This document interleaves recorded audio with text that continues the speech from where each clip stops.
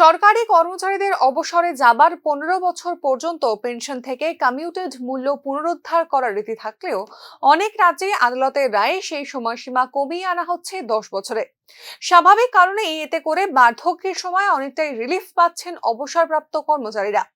এবার pensioners commutation period 15 বছর থেকে কমিয়ে 10 বছর করার মতো জনমুখী সিদ্ধান্ত কি নিতে পারবে ত্রিপুরা সরকারও? তার জন্যই মুখিয়ে আছেন রাজ্যের অবসরপ্রাপ্ত কর্মচারী এবং পেনশনভোগীরা।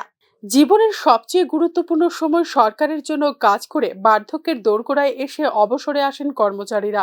ত্রিপুরা সরকারের অধীনে থাকা কর্মচারীদের বর্তমানে অবসরে যাবার সময়সীমা হলো 60 বছর, অর্থাৎ জীবন সহায়তায় এসে অবসর নিয়ে থাকেন কর্মচারীরা, যেখানে এরপর জীবন জীবিকা প্রতিপালনের জন্য তাদের নির্ভর করতে হয় পেনশনের উপর। শারীরিক এবং মানসিকভাবে শ্রান্ত অবসরপ্রাপ্ত কর্মচারীদের কাছে তখন পেনশনই হয়ে ওঠে বার্ধক্যের মূল লাঠি।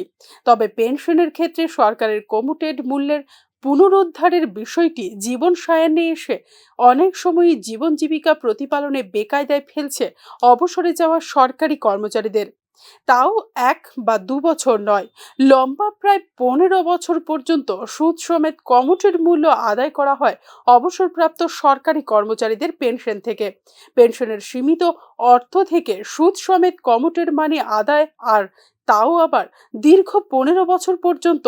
বিষয়টি নিয়ে ইতিমধ্যেই সোচ্চার হয়েছেন বিভিন্ন রাজ্যের অবসরপ্রাপ্ত সরকারি কর্মচারীরা। প্রেক্ষিত হয়েছে আদালতে মামলাও।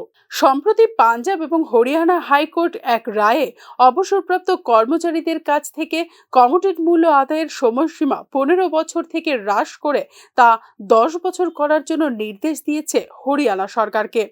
আদালতের এই নির্দেশের ফলে স্বাভাবিকভাবেই উপকৃত হয়েছেন লক্ষ লক্ষ সরকারি কর্মচারী এবং পেনশনভোগী। আদালতে জমা দেওয়া এফিডেভিটে রাজ্য সরকার 15 বছরের মেয়াদে 180 কিস্তিতে সুদের হারের সাথে কমিউটেড মূল্যের অতিরিক্ত পরিমাণ উদ্ধার করে নিচ্ছে বলে জানিয়েছিলেন আবেদনকারীদের আইনজীবী। কমিউটেড মানি 15 বছর পর্যন্ত আদায় কোনোভাবেই ন্যায়সঙ্গত নয় বলেও আদালতকে জানিয়েছিলেন আবেদনকারীরা। সময়ের আগে কমিউটেড পেনশনভোগী মারা গেলেও তার শেষ বেতনের মাত্র 30% যেখানে পারিবারিক পেনশন হিসেবে প্রদান করা হয়, সেই ক্ষেত্রে সরকার বা রাষ্ট্রের 15 বছর ধরে কমিউটেড মূল্য আদায় কোনোভাবেই যুক্তিসঙ্গত নয় বলেও দাবি করা হয়েছিল আবেদনকারীদের পক্ষ থেকে। সার্বিক দিক দিয়ে বিচার করে শেষ পর্যন্ত পাঞ্জাব এবং হরিয়ানা উচ্চ আদালত কমিউটেড মূল্য 15 বছরের পরিবর্তে 10 বছর পর্যন্ত আদায় করার নির্দেশ দেয় হরিয়ানা সরকারকে। পাঞ্জাব এবং হরিয়ানা উচ্চ আদালতের এই রায়কে ঢাল বানিয়ে এবার নিজেদের আওয়াজ জোরালো করতে চাইছে ত্রিপুরা সরকারের অধীন একাংশ কর্মচারী এবং পেনশনভোগীরা। হরিয়ানা সরকারের মতোই এবার ত্রিপুরা সরকারেরও পেনশন থেকে কমিউটেড মূল্য আদায়ের সময়সীমা 15 বছর থেকে কমিয়ে 10 বছর করার সিদ্ধান্ত নেওয়া উচিত বলে মনে করছেন বিশেষ করে পেনশন হোল্ডাররা।